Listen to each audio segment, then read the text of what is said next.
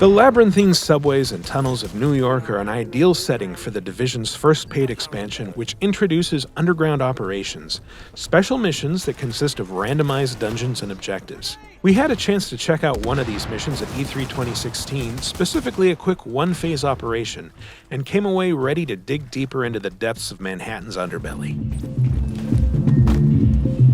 But before getting started, let's take a quick tour of the new Tactical Operations Center, an extension to your base of operations. In the center of the room sits a table where you can start planning your operation, beginning with 4 difficulty options: normal, hard, challenging, and heroic, all of which have a recommended gear score. Going for the normal difficulty setting means you can only select a one-phase mission. For more complicated runs, you'll need to pick hard or above.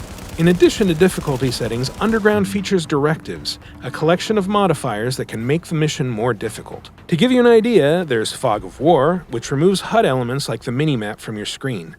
Waste Not Want Not makes you lose any remaining ammunition in a clip during reload, and generally gives you less ammo.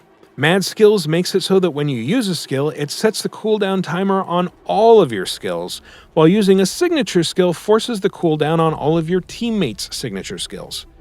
Special Forces gives enemies special ammo types, and finally, Sickness constantly depletes your health bar until it's down to its last segment. The look and layout of the dungeons in Underground are randomized. We watched other agents play through before getting our own turn, and it was interesting to see just how different they were. The opening moments of one mission had a relatively large space dotted with subway trains to run in and out of. The start of another mission for an entirely different squad directed them towards a room that featured far more stairs and ladders, which allowed for more vertical movement, but in a much smaller space. Underground levels are filled with environmental hazards caused by damage the system has taken since the collapse. As you make your way through a dungeon, you might run into electrical traps or fire hazards that you have to somehow turn off or skirt around before moving on.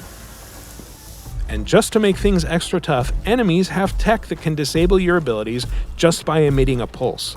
Destroy them, and you're good to go. There are even tougher firefights at the end of these dungeons, but new loot awaits you at the end of a successful mission.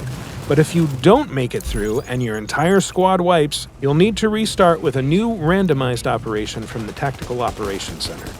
The Underground expansion for the Division will be available on Xbox One and PC on June 28th and on PS4 August 2nd. For more on the Division and other Ubisoft games, keep it at UbiBlog.